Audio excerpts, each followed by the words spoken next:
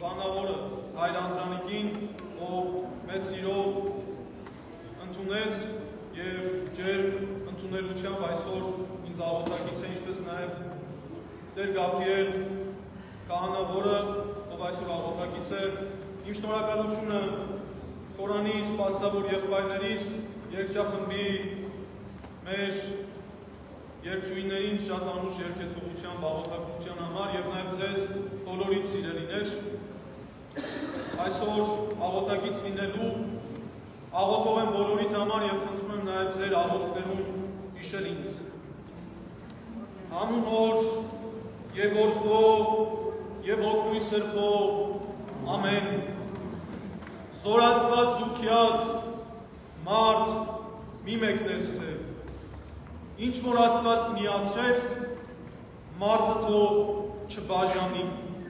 Սիրելի ավանդացյալներ, քիչ առաջ Սուրբ Խորանից կարդացվեց Մատթեոսի ավետարանից մի հատված, որտեղ փարիսեցիները մոտենալով Տիրոջը փորձելով հարցնում են արդյոք օրինավոր է, որ մարդն իր կնոջը արձակման թուղթ տա և արձակի։ Տերը պատասխանելով հիմուխտից վերջնական իր պատասխանը և կնիքը դրեց, ասելով, ինչ որ Աստված միացրեց,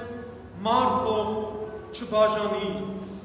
Փարիսեցիները շարունակեցին, որ Մովսեսն ասաց, թե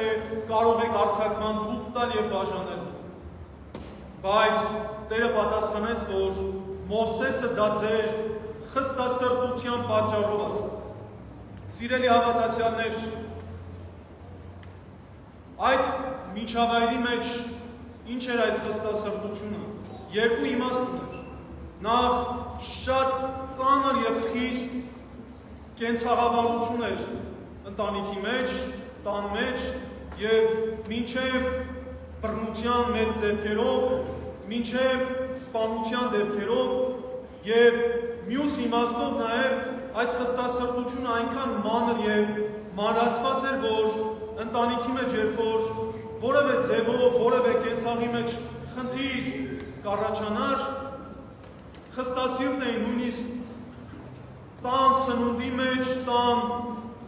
կերակուրի մեջ, ճաշի մեջ, աղի ավելորդը, պակասությունը, այդքան մեծ խստասրտություն կար այդ միջավայրի մեջ։ Եվ այդ պատճառով է, որ Մովսեսը ասաց, որ կարող եք արձակման թուղթ տալ և բաժանել և հիշեցնելով ավետարանի մեջ, որ լավ է, որ նրանք ամուսնացածեր չլինեն։ Բայց գալով մեր օրերին, մենք այսօր մտածենք, արդյոք մեր կյանքի մեջ էլ խստասրտության մեծ դեպքեր չկան, ընտանեկան միջավայրի մեջ։ Եվ Տիրոջ խոսքը այսօր պահվում է, ինչ որ Աստված միացրեց մարդը թող չբաժանի, արդյոք մեր միջավայրի մեջ այդ խոսքը պահված է, Տիրոջ կամքը պահված է։ Ցավոք ոչ, շատ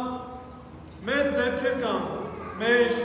հայրենի կյանքի մեջ բաժանության և ընդհանրապես ամբողջ աշխարհում այսօր ընտանեկան և այդ ավանդական ավանդապահության արժեքները ցավոք գտնվում են ցածր մակարդակի վրա, որովհետև այսօր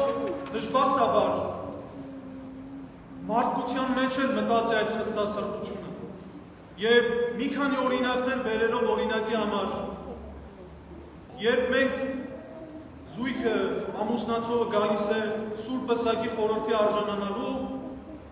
մի աղոթքի մեջ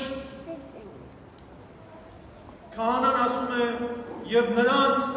պտղալից ձիթենու պես տնկիր քո եկեղեցու մեջ։ Պտղալից ձիթենին ծառ է, որի արմատները շատ զորավոր են, այսինքն շատ զորավոր արմատներով քո եկեղեցու մեջ տնկիր,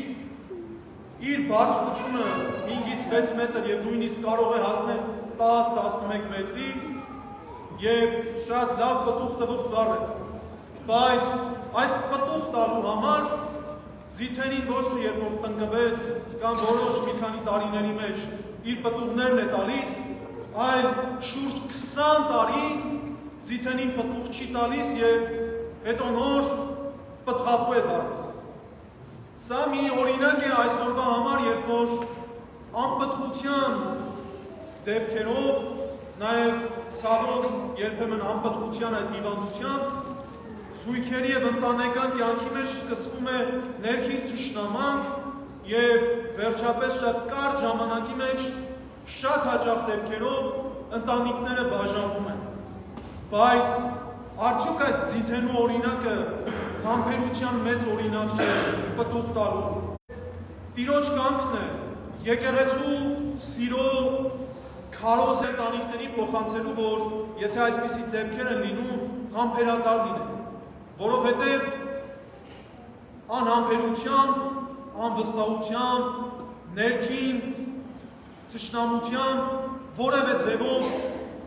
ընտանիքը չի կարող հասնել այդ քաղցրությանը և օրհնությանը։ Եվ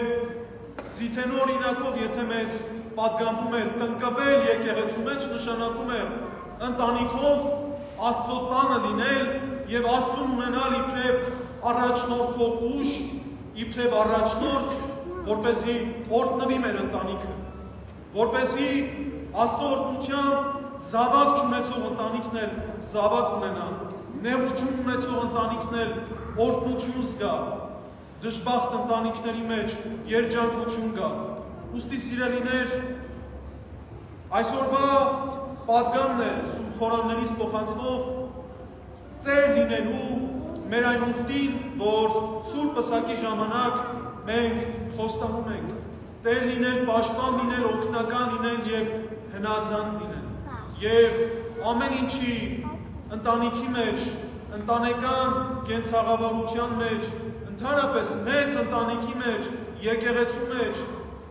բոլորիս մեջ իշխող թող դառնա սերը։ Աստված ինքը սեր է։ Երբ որ սիրո պակասը կա, ուրեմն Աստծո ներկայությունը մենք չենք զգում։ Անաստված ենք դառնում շատ հաճախ։ Այ որովհետև Աստված ինքը սեր է։ Եթե մենք սիրով վարվենք, թե ընտանիքի մեջ, թե բարեկամության մեջ, ազգականության մեջ, եթե սերը դառնա մեզ առաջնորդող ուժ, փոխզիջումը դառնա, համբերությունը դառնա, վստահաբար օրհնություն պիտի իջնի երկնքից, Աստծո աչքը պիտի մեզ բռնի և մենք պիտի զգանք այդ քաղցրությունը և օրհնությունը։ Ընտանիքի մեջ եղած նեղությունն ու դժվարությունը պիտի հաղթահարվի, եթե սիրով ենք անում, և դա պիտի լինի փոխադարձաբար, ոսկե օրենքը պահելով, և հարսն ու փեսան, և տղամարդն ու կինը, և նոր ամուսնացածները, և նոր ամուսնության, նոր երիտասարդները, ովքեր ուխտել են ամուսնության և ընտանիք կազմելու, պիտի իրենց համար այդ փոխադարձ սիրո, հարգանքի, վստահության գաղափարը իշխի իրենց մեջ։ Մի երիտասարդ մոտենում է քահանային ասելով. «Տեր հայր, ուզում եմ բաժանվել իմ կնոջից»։ Տեր հայրը առանց պատճառներ լսելու ասում է. «Շատ լավ, ես կընդառաջեմ քեզ, կօգնեմ, բայց մի պայմանով, թելադրություն, որպեսզի 6 ամիս կնոջդ հետ վարվես իբրև թագուհի, որպեսզի ինքը իրեն վատը զգա, որ ձեր մեջ այդ խնդիրները կան, և հետո կվերադառնաս և դուք կբաժանվեք»։ Երիտասարդը ընդունում է պայմանը, գնում է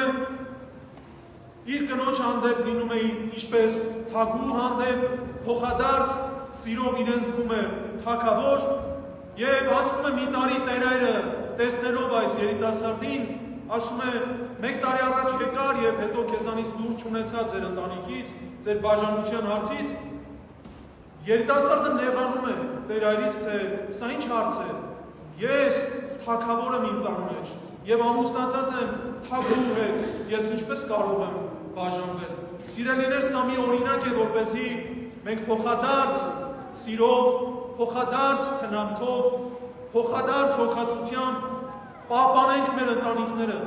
պահպանենք Քրիստոսի սիրով, պահպանենք Քրիստոսի սուրբ աչքով և մեր զավակներին կրթելով և դեպի Աստված բերելով և զավակ չունեցող ընտանիքներին նաև համբերության, որպեսզի Աստված օրհնի իրենց,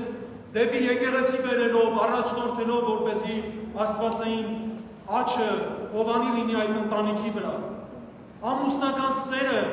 աննման է, սիրելիներ։ մայից են զորավոր են,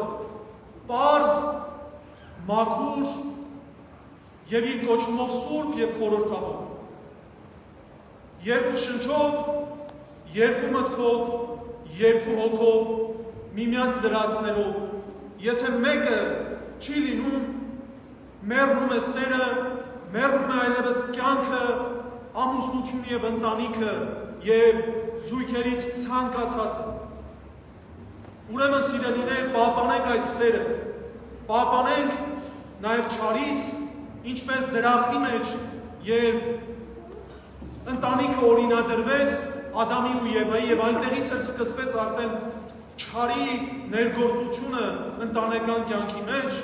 և